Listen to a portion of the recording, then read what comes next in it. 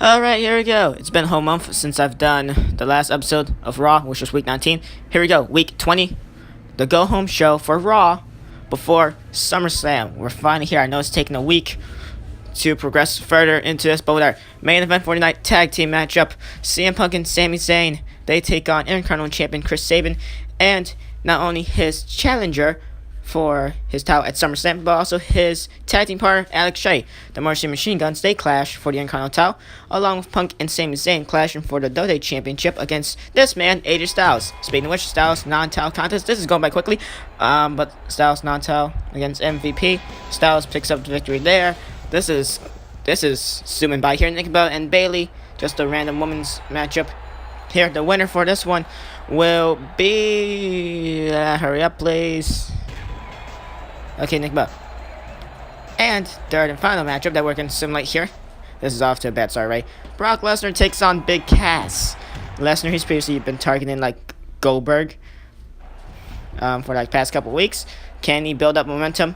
They're not going to have a matchup at SummerSlam, but Lesnar wins a matchup against Big Cass either way. But Lesnar is not going to have a matchup against Goldberg at SummerSlam either way, because the cards are already stacked. But I guess a referee has started, and well, speaking of double, Goldberg, he's in the ring and spear. Okay, we're quickly going by here. I don't know why everything is zooming by so quickly here, but it is. And now Goldberg attacking Lesnar. So Goldberg, this whole thing has been going on for like 3 weeks, to be fair. 3 weeks / 3 episodes, 4 weeks / 4 episodes, where Lesnar has attacked Goldberg.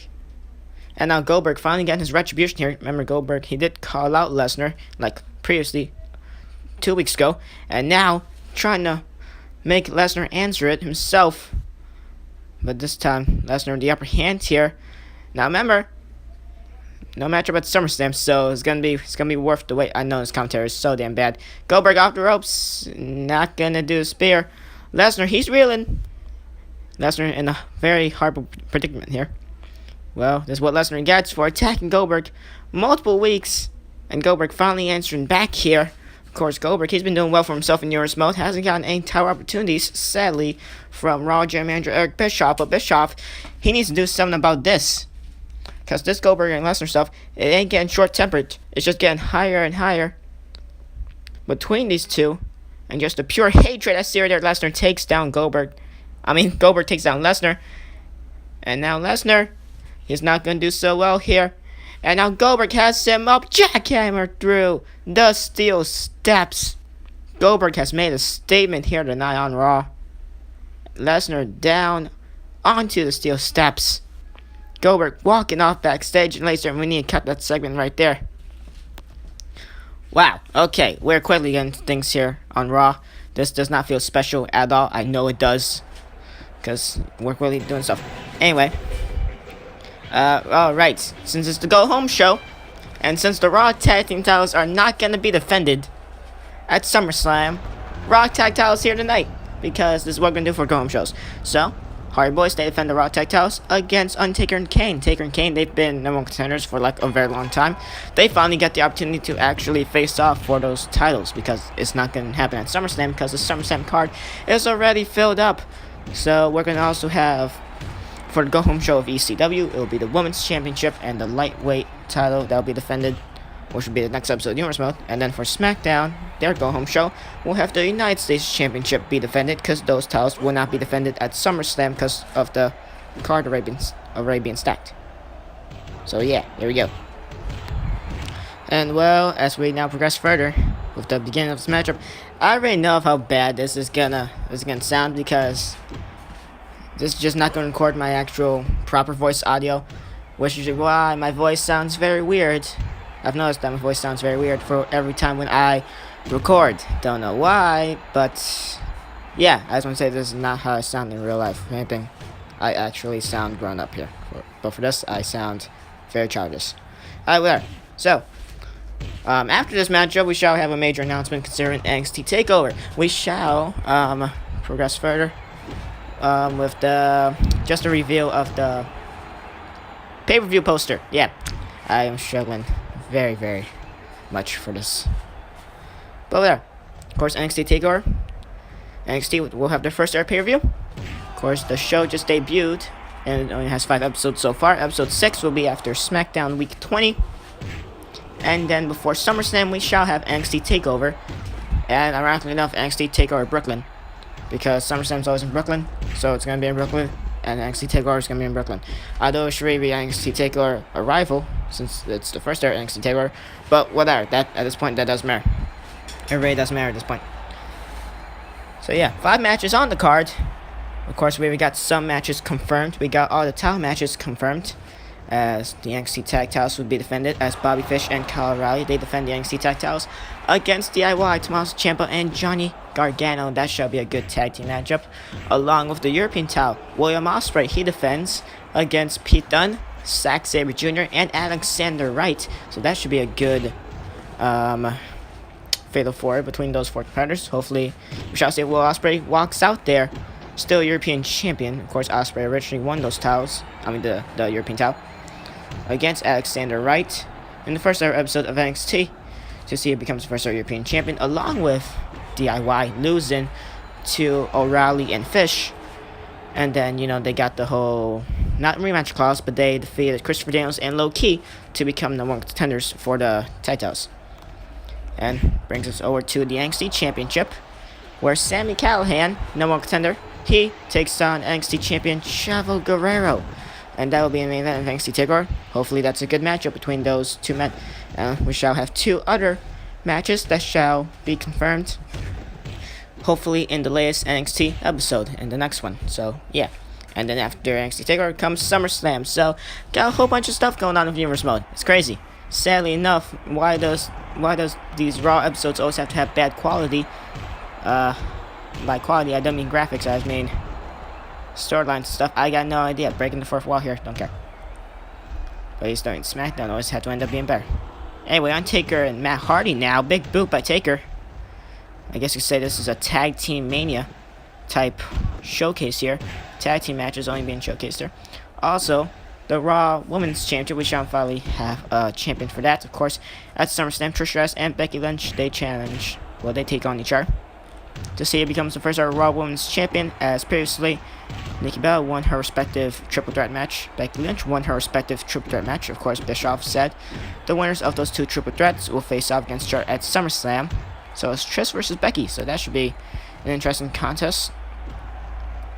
As well, ECW, they already have crowned their Women's Champion along with SmackDown.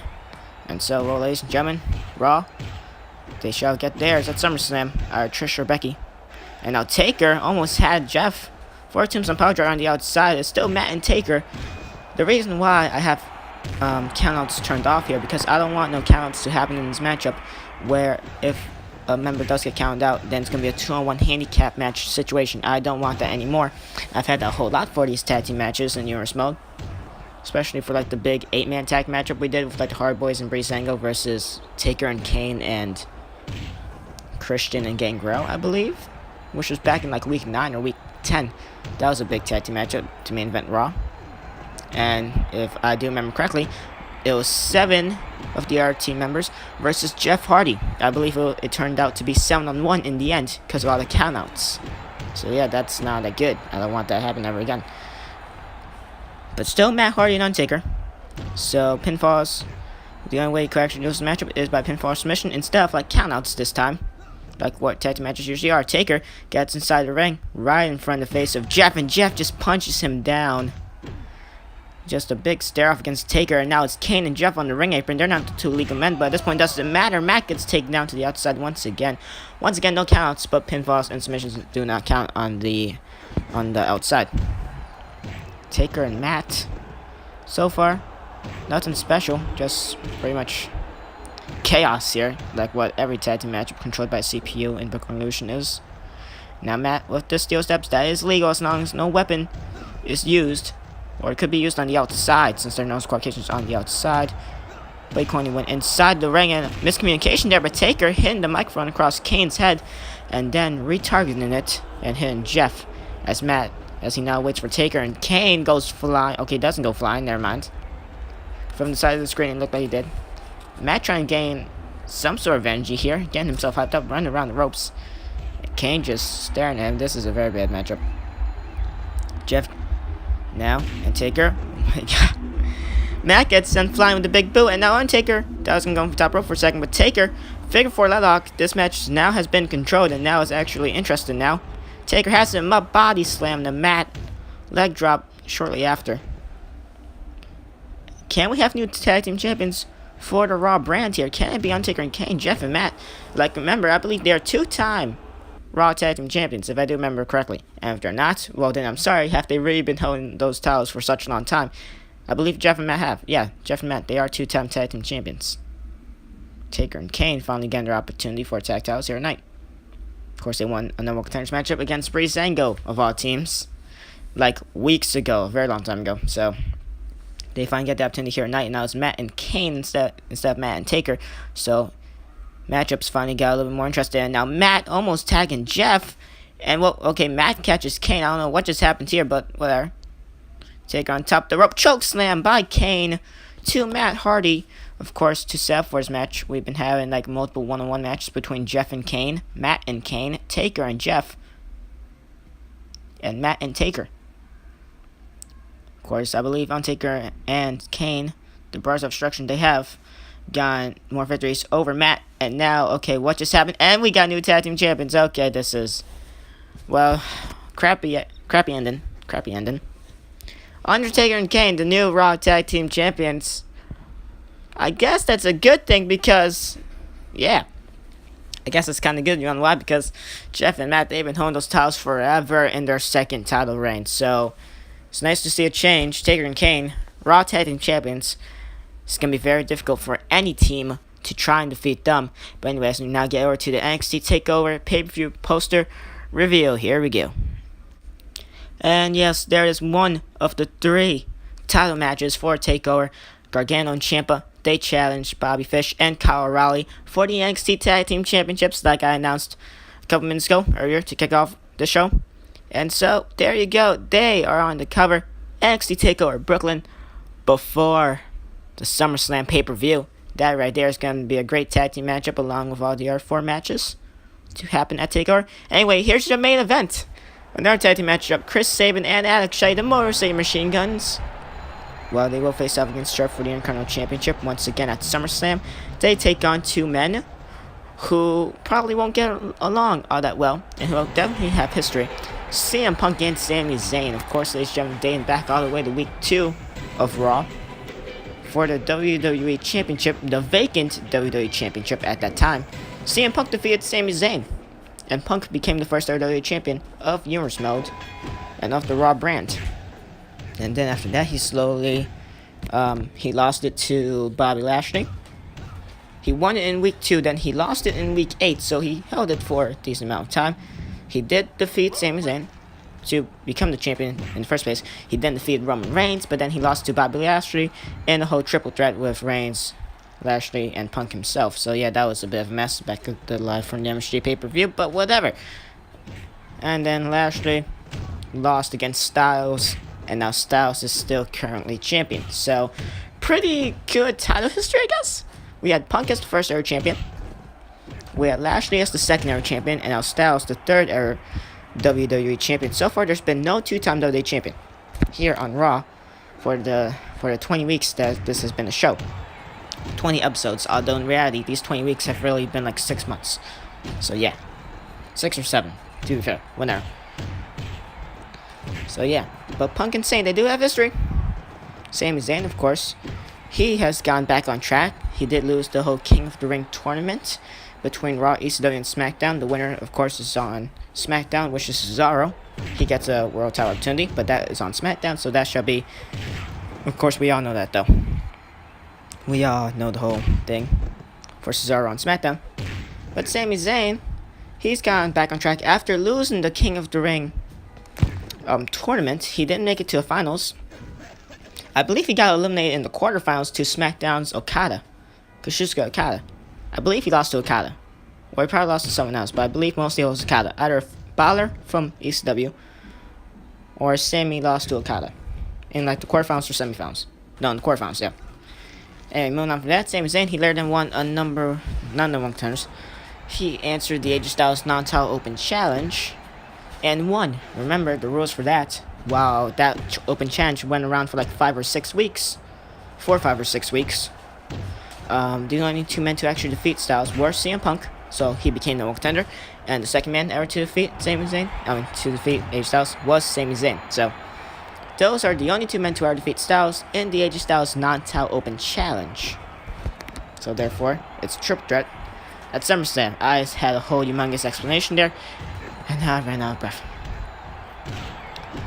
But Sami Zayn, he does look like he's a part of the Morrissey Machine Guns with his attire here, as is now Punk and Chris Sabin, the Intercontinental Champion. Chris Sabin lays down for the Intercontinental title.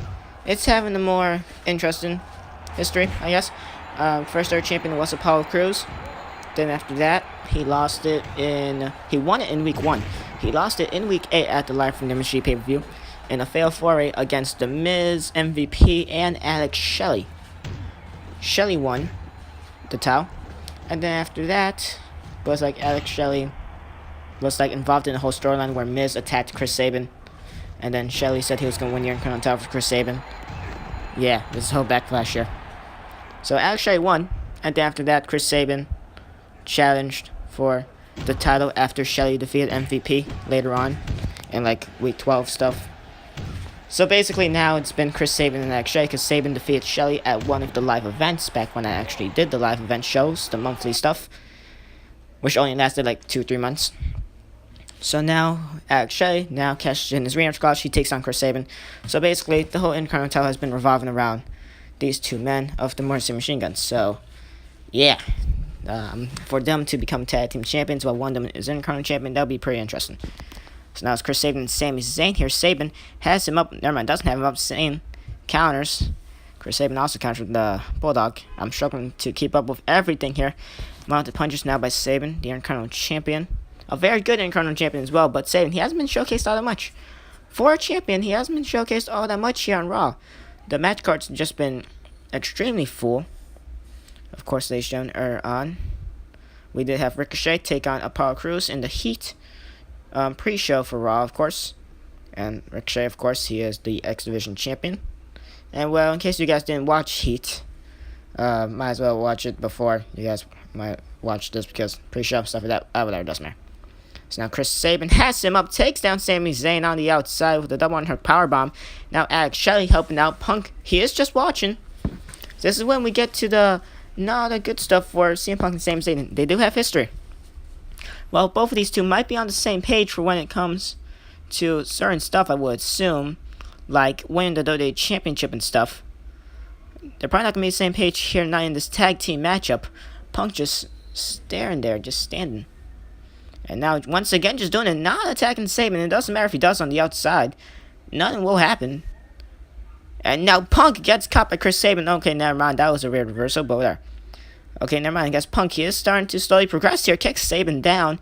And the Intercontinental Champion of the Raw brand is now down. Of course, Punk, the first WWE champion. So that comes with a high target level of other superstars here on the Raw brand, just trying to be better than him. At this point, most likely, Sami Zayn has Punk with the elbow drop there to Chris Sabin.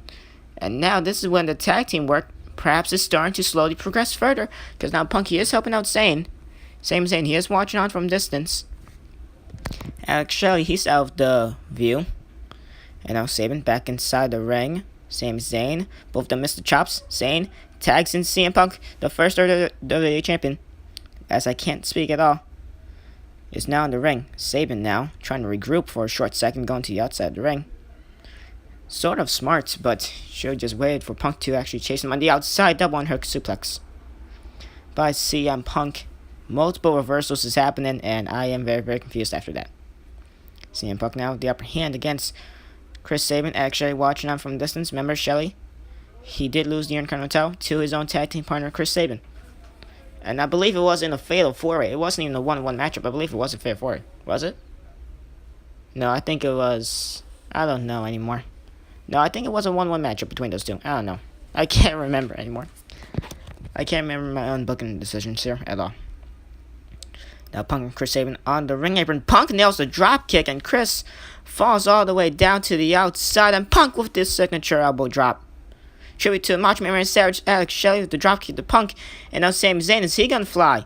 Complete non-stop chaos here in the main event of Raw. Zayn, he's thinking against it here. He's already attempted it twice, hasn't even bothered to actually fully attempt it. Just only teased the fans, I guess. At this point, Punky does need help. And Sami Zayn, I quit this. I ready to quit. Well, Zayn, he missed the shot anyway, but takes down both Sabin and Shelly with that victory roll. And now it's CM Punk and Sami Zayn sort of in control here. Chris Sabin takes Punk down. Sami Zayn takes Alex Shelley down. Now Shelley and Punk. Punky is busted open along with Sami Zayn. Punky is busted open slightly a little bit more. Chris Sabin, he is busted open a little bit as well, is he? Yeah, a little bit. And Punk now trying to make Sabin submit here. At this point, Punk has probably had enough of this matchup. Of course, the go-home show here on Raw. So Punk and Zayn, they'll have to get some rest after this. AJ Styles, he had a matchup against MVP earlier on in the show. Of course, he won that one. The dropkick off the top rope, that picks up the victory for CM Punk and Sami Zayn. Awfully coincidental after I say this match needs to end, but I don't know. I can't remember on how long these matches were anyway, because I recorded this like 2 days ago. Alright, so there we go. Raw is now over with. I know it's a crappy go-home show. And I know the shows are not as long as they used to be before, because before, like, the shows, they actually felt like you were actually seeing, like, a proper show, like 30 minutes, 40 minutes. SmackDown Week 10 was 56 minutes. That was amazing that I was able to upload that, because space not doing all that well.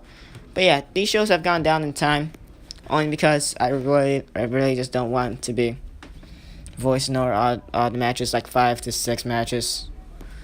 Doing that all the time could get tiring, so I can't be consistent with that. So, which will have shrunk it down to 2 as of like a couple of weeks ago. As you guys obviously see from the past few numerous remote episodes, they shrunk down in time. Which is why some of them are like even under 20 minutes, which I don't want it to be under 20. I want it to be 20 and over. 20 if it's over 30, but like over. If it's under 30 and over 20, I'm fine with that. So that was Raw Week 19. Next up, ECW. That was Raw Week 20. Next up, ECW Week 20, the go-home show for ECW. And, well, ladies and gentlemen, of course, the lightweight title, Chris Jericho challenges Neville for that championship.